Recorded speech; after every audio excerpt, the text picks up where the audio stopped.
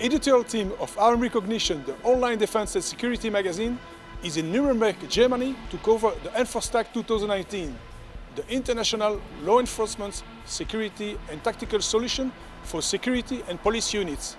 It's an important event for police units. Today, police and security units need new equipment to increase protection against new threats, especially to counter terrorism operations. Enforce TAC is an opportunity for international, foreign and local companies to showcase latest innovation and technology to protect security officers. Well, my name is Martin Cousineau. I'm Vice President of Sales and Product Development at Cambli Group in Canada. We are one of the prime North American armored truck manufacturer. We specialize in tactical armored trucks and also in cash and transit. This particular vehicle we introduced in 2017 in Bahrain, and we are now in Europe to market this product along with Stoof, which is a distributor for our product for European region and other countries where they are already doing business. We are basically applying the same level of protection with about 30 to 40% less weight. So we come up with a vehicle with a front axle that is not overloaded. You know, we make vehicle from 5 tons to 50 tons. So you have to think of the product and the chassis. We have sold many of these units in Canada, especially police forces and also nuclear power plants. That one thing that we have also changed is the visibility. We have retained a visibility that is pretty much similar to the OEM manufacturer. So that's why we have located the wiper systems on top. So you basically have the same visibility. If you look inside, you'll see the hood and the dashboard is actually at the same level. It's really important for these guys when they go to a scene and they arrive rapidly to be able to have a good situational awareness. So that's why we have great visibility even for the team in the back. When they're ready to deploy, they already know what's happening around the vehicle. If you put very, very small windows, well, the guys are basically inside an enclosed box and they don't know what's happening. So it's a threat for them. The interior layout is mainly the interior layout is two people in front, and we always try to keep the inside where the guys can get out. You see a lot of these trucks, they have a big center console, and this is a problem when the driver wants to go in the back.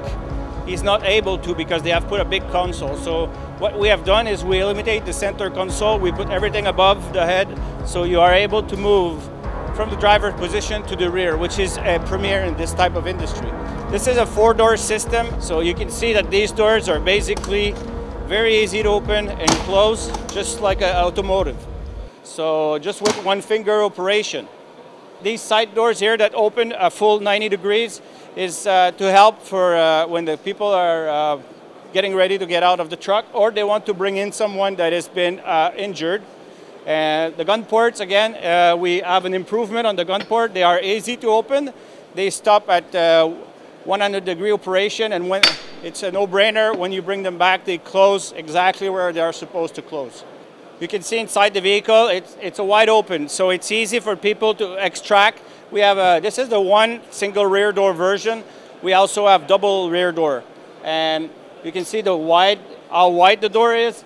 And one thing we have also made real efforts is to have a good head clearance, 1.8 meter tall or about 6 foot.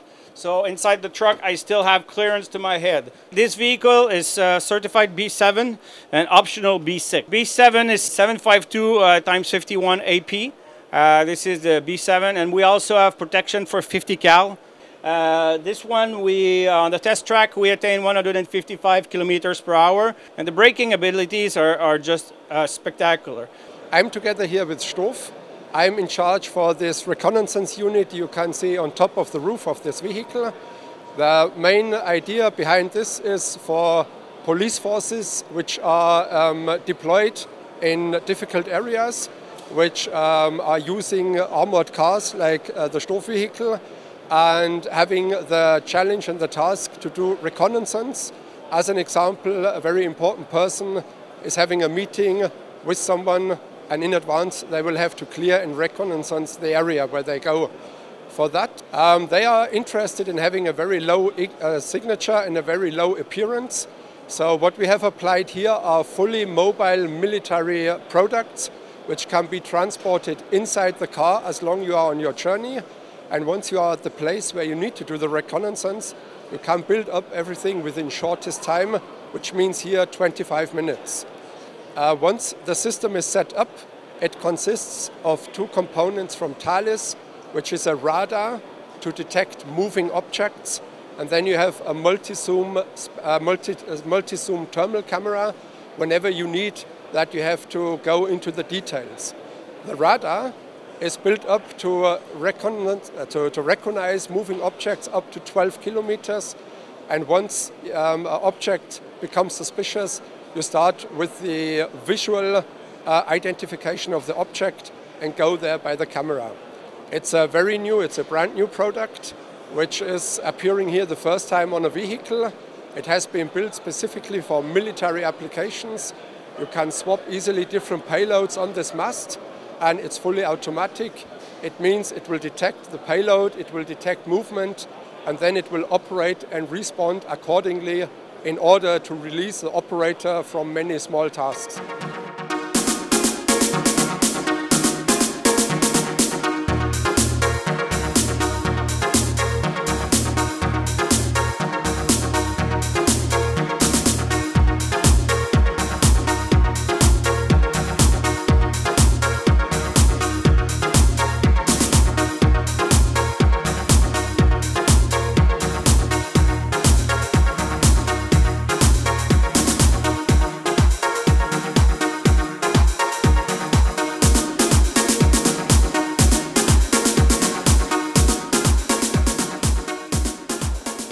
So on top of the receiver, we see a very long Picatinny rail where the user can add any type of sight. The mechanical sights,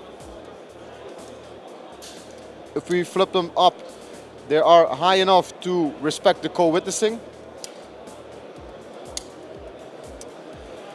The cocking handle moves with the moving parts, but if we fire the rifle and the moving parts are cycling, the cocking handle will stay in the front position. We have a fire selector with a position on safe, shot by shot. We have a telescopic buttstock with 3 positions, intermediate one and the longest one. Here we see the Scar Light, the 5.56 assault rifle, and the configuration for the Bavarian Police. Differences compared to the standard model is first of all that we have a barrel of 13-inch. On the receiver we have key mods, and the cocking handle is a fixed cocking handle. That means when the moving parts are cycling, the cocking handle will stay in the front position. On the receiver there's a small chip that we call the RFID. With this reader, the armorer can read the serial number of the weapon that is linked with the software, and he can add some information to each weapon. Well, welcome to Enforce TAC. My name is Craig Taylor, I'm the Marketing Director for QIOPTIQ, and this is our new thermal inline sight. So it's designed to deliver a full 24-hour capability to the user in a military or police or security capability. It's a 12-micron system. The optical systems and the optical elements ensure that this sight can reach out to 3 kilometers or further for detection and identification. And it's designed for engagement purposes in all sorts of conditions. So it's a fully ruggedized military sight. And this sight has been designed to deliver that capability for those security services. The threat is changing, it's an ever-shifting environment, and we need to keep up pace with that. New contract. Well, last week a contract was signed with the NSPA, which is the purchasing arm, I would say, from the NATO, and for the end user, which is the Portuguese Army, where they will purchase FN Scar Light in 5.56 and FN Scar-H in 7.62, plus some grenade launchers. And then another part of the contract is the Minimi, which will also be supplied in 5.56 and 7.62 for the Portuguese Army. So the Minimi Mk3 is an amelioration of the earlier version, the Mk2. Here we see the Minimi 5.56 Mk3. The Mk3 kit is an amelioration compared to the Mk2. First of all, we have a new type of buttstock where we can change the length and the cheek rest in height. At the rear side, we have a shoulder piece So the buttock can rest on the shoulder of the user and he can manipulate the weapon with 2 hands if it is necessary. On the feeding tray, we have retaining poles that will retain the ammunition. On the cover, we have a Picatinny rail to add an accessory. Here on the right side, we see the cocking handle that is more ergonomic and that stays fixed. If the user wants to manipulate the cocking handle, he needs to push on this lever to unlock the cocking handle. If you push it back in the front, the cocking handle will block itself. On the handguards, we see that there are Picatinny rails on the right and on the left side to add an accessory. And even if we have an accessory like a bipod, for example, now, thanks to the new bipod, we can close the bipod and use the front grip as well. Hikvision is a manufacturer of the CCTV products. We are the world #1 CCTV manufacturer, and we are headquartered in China. We are a Chinese company, and we do the products of the CCTV normal cameras and the thermal cameras, drones, industry drones, and also the defenders. And the defender, we help to the police to protect the drones, can cut down the GPS information and the signal from drones to force the drones falling down. Yeah. For the public region, like airport region or some more safety regions, it's for the small drones, they are really hard for the police to protect, because the small drones, they need something to detect it and protect this region. So they need something to let the drones just far away this region.